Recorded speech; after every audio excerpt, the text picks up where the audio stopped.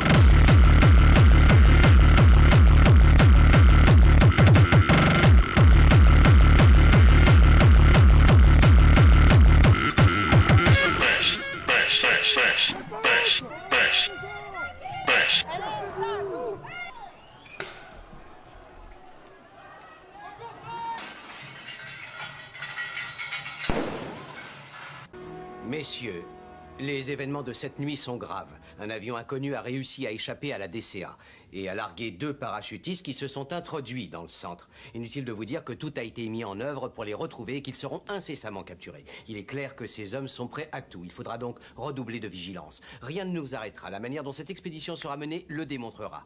Merci, messieurs. Ça sera tout. Vous pouvez disposer. Ben voilà l'écologie. Nous sommes en train d'empoisonner les champs, les terrains, la terre qui nous donne à manger. Eux, ils font n'importe quoi. Eh ben, Parce que moi, ça fait... Pourquoi il y avait des projets dépensés ici. Je m'excuse, je le dirai, un président qui n'a aucune foi, aucune intelligence dans sa tête pour pouvoir dépenser un argent fou et que c'est les contribuables qui payent. Ça, c'est pas normal.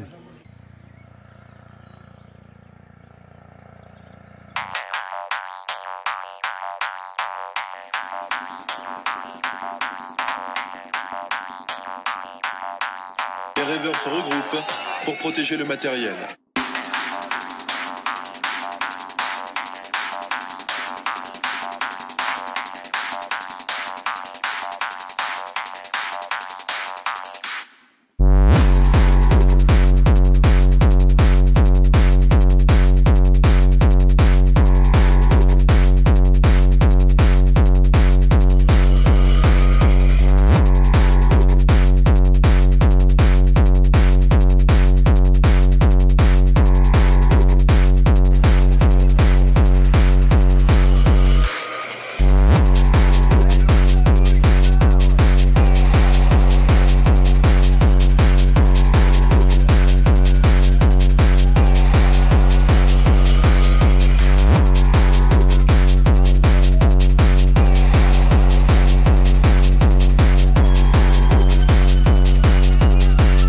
Couper la musique là. Ouais, mais je pense que ça va pas être possible.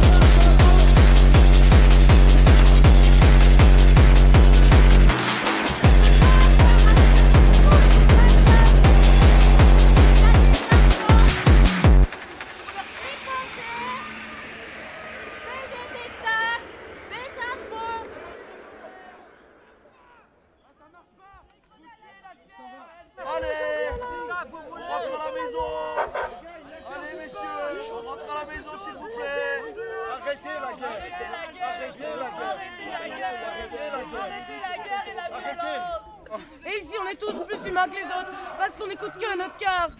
On n'écoute pas de dirigeants, pas de chef, y a pas de chef ici. Y a pas de chef. Vous voyez nos pique-niques qui sont cool, hein. Vous avez pas envie de vivre ça et de monter dans les arbres comme quand vous étiez des enfants? Vous avez pas envie de faire ça plutôt que de tirer des coups en l'air?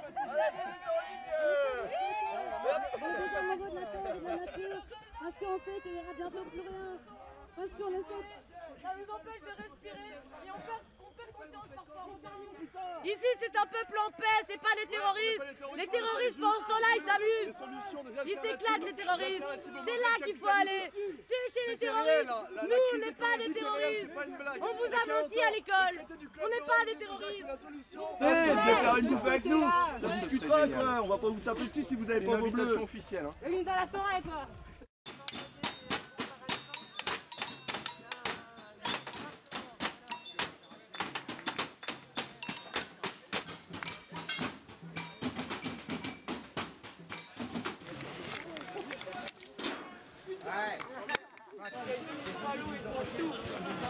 plus nombreux là.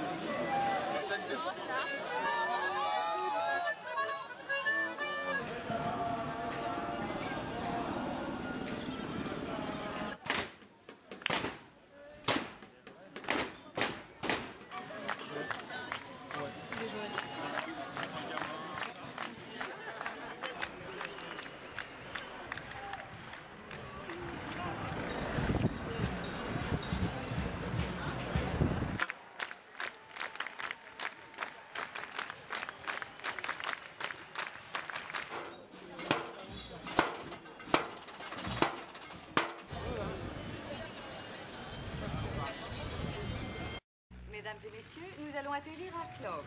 Veuillez attacher votre ceinture et cesser de fumer. Nous voici en Sildavie, capitaine. On va enfin savoir ce que signifie le télégramme du professeur. En attendant, je ne le vois nulle part. C'est pourtant lui qui nous a demandé de venir le rejoindre. Bizarre qu'il ne soit pas venu nous chercher. Ainsi, ce sont eux, Haddock et Tintin. Oui, ils vont rejoindre le mammouth au grand magasin. Je vais savoir pourquoi ils sont là. Notre informateur sur place s'en occupe, chef. Parfait.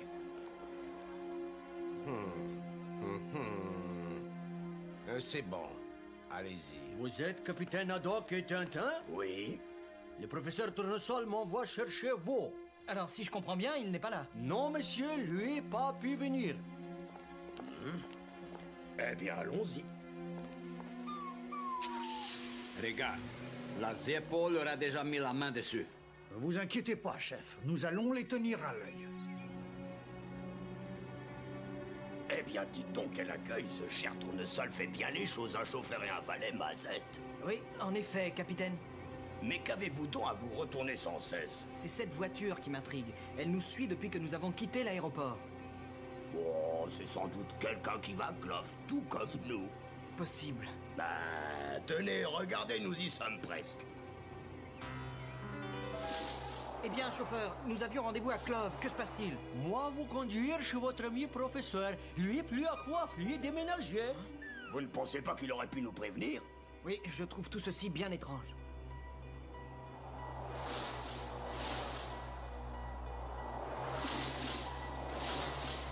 Voilà maintenant 2 heures que nous roulons et cette voiture nous suit toujours.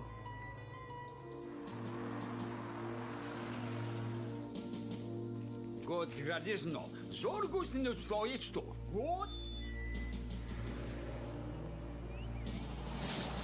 Mille sabords, mais où a-t-il donc été se fourrer, ce zouave de tournesol? Je me le demande. Tout ceci semble vraiment bizarre. Enfin, nous aurons sûrement des explications. Nous entrons directement au garage maintenant. 1000 millions de 1000 sabords, c'est une véritable forteresse ici. Oh, capitaine, regardez! Messieurs, vous êtes arrivés.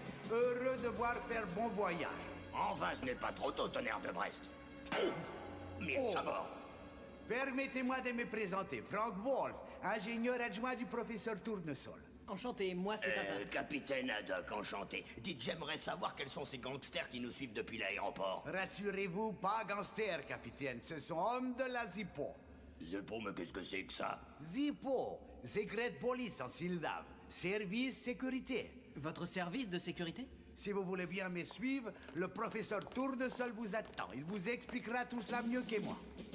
Nous ne sommes pas plus avancés. Que voulez-vous? Le mammouth travaille. Mais où en est-il exactement? Mystère. Certes, mais s'il a fait venir Tintin et Haddock, c'est que la première phase va bientôt commencer.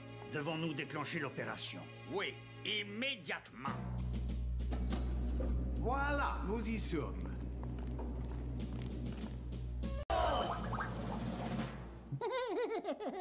Oh, ce cher capitaine Haddock, dans mes bras, mon vieil ami, quel plaisir de vous revoir.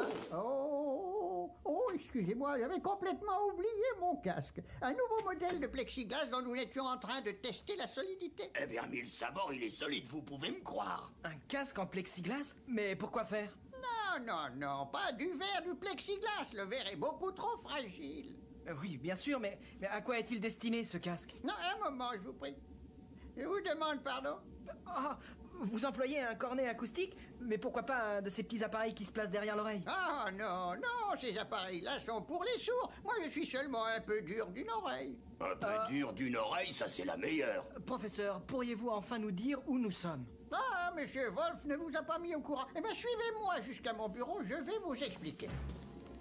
Là, vous avez devant vous une partie seulement des installations du centre de recherche atomique de Sborg.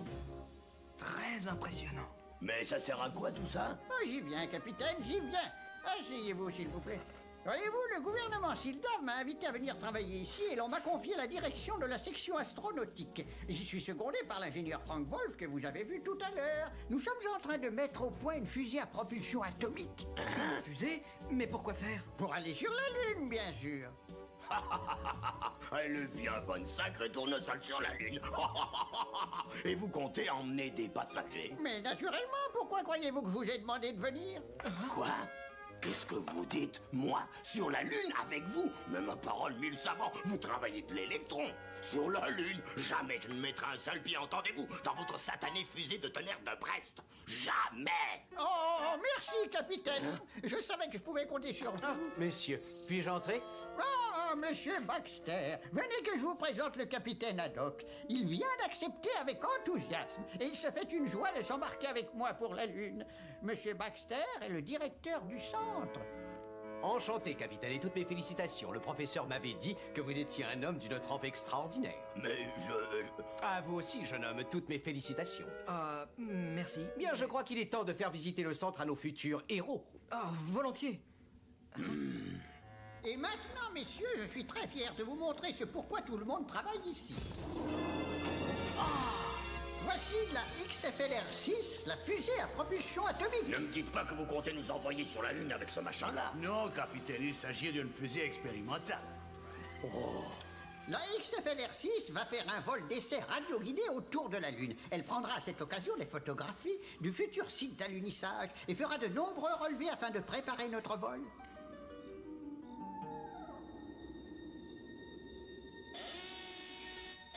Allô centrale, alerte. Un avion venant du sud survole la zone interdite. Central Zbrodge, avion non identifié. Vous survolez une zone interdite. Faites demi-tour. Je répète, faites demi-tour. Nous allons tirer. Les annonces qu'ils vont tirer. Il s'agit de gagner du temps. Ici SFFR. Message reçu. Avons perdu notre route. Demandons position exacte. Leur appareil de transmission est endommagé. Attendez, c'est un piège. 2 parachutes se sont éjectés de l'avion. Ordre à la DCA d'ouvrir le feu.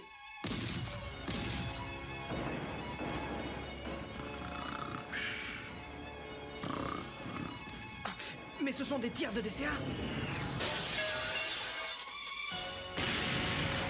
Oh mon Dieu! Ça venait de la chambre d'à côté. Vite, Milou! Professeur! Qui là? On a frappé. Entrez! Professeur!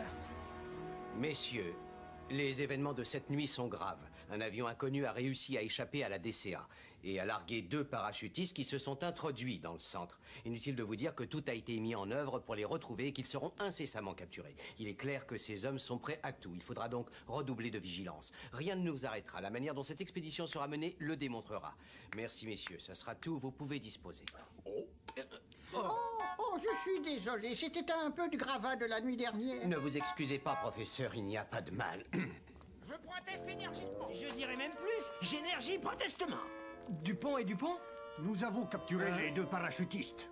Ils étaient au beau milieu de la zone interdite. Vraisemblablement des activistes grecs. Grecs? Mais nous avions pourtant demandé des costumes Zildave. Qu'importe, je veux savoir dans quel but vous avez été parachuté. Parachuté? Où ça? Qui ça? Nous! Monsieur Baxter, il doit y avoir une erreur. Je connais bien ces messieurs. Ce ne sont pas des espions, mais les détectives Dupont et Dupont. Dupont et Dupont? Mais alors vous êtes ceux dont on m'avait annoncé l'arrivée? Oui, c'est nous. Oh, veuillez excuser cette méprise, messieurs. Que voulez-vous? Ce sont les risques de notre métier. Monsieur Baxter, si cela est possible, j'aimerais faire une randonnée en montagne autour du centre. J'ai besoin de me dégourdir les jambes. Certainement, mon ami. Mais prenez garde, les 2 suspects n'ont toujours pas été retrouvés. Capitaine, voyez si vous pouvez vous procurer des talkie-walkie. J'ai une petite idée derrière la tête. Si tu veux, mon ami. Tu vois, Milou? Avant de partir, j'ai longuement étudié le plan de l'usine et j'ai découvert une bouche d'aération qu'on n'a pas cru nécessaire de garder, étant donné qu'elle paraît inaccessible. Eh bien moi, je crois qu'il y a un moyen d'y parvenir. Ça y est, voilà la bouche d'aération. Bien, allons-y. Je suis persuadé qu'il y a moyen de l'atteindre. N'est-ce pas, Milou?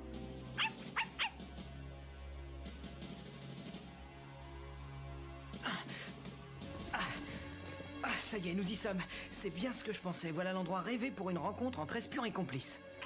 Capitaine, vous m'entendez? 5 sur 5, Moussaillon. Je suis à la bouche de ventilation numéro 3, au couloir numéro 7 du secteur J. Mes soupçons étaient fondés, capitaine. Il ne nous reste plus qu'à mettre notre plan à exécution. Je compte sur vous, n'est-ce pas? Comptez sur moi et surtout soyez prudent, Tintin.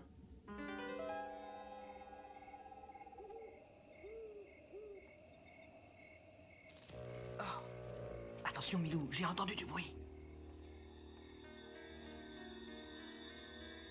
Psst. Tu es là? Oui. Voici le document. Merci, bien reçu. Haut les mains, et pas un geste. Bien joué, Jim.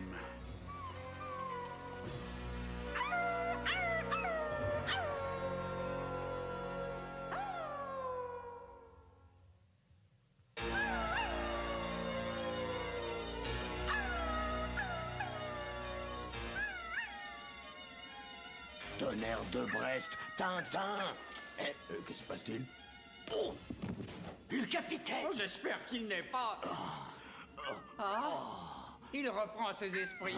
Écoutez, ces hurlements, c'est Milou. Il est arrivé quelque chose à Tintin. Que se passe-t-il ici? C'est Tintin. Il est à l'extérieur, près de la bouche d'aération numéro 3. Il était sûr d'y surprendre les espions. Faites vite. Le téléphone.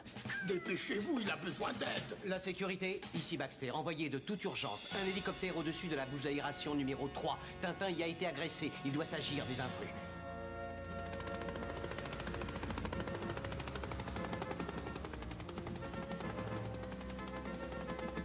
Ça y est, nous apercevons 2 fuyards. Nous envoyons une patrouille pour les intercepter. Essayez de retrouver Tintin.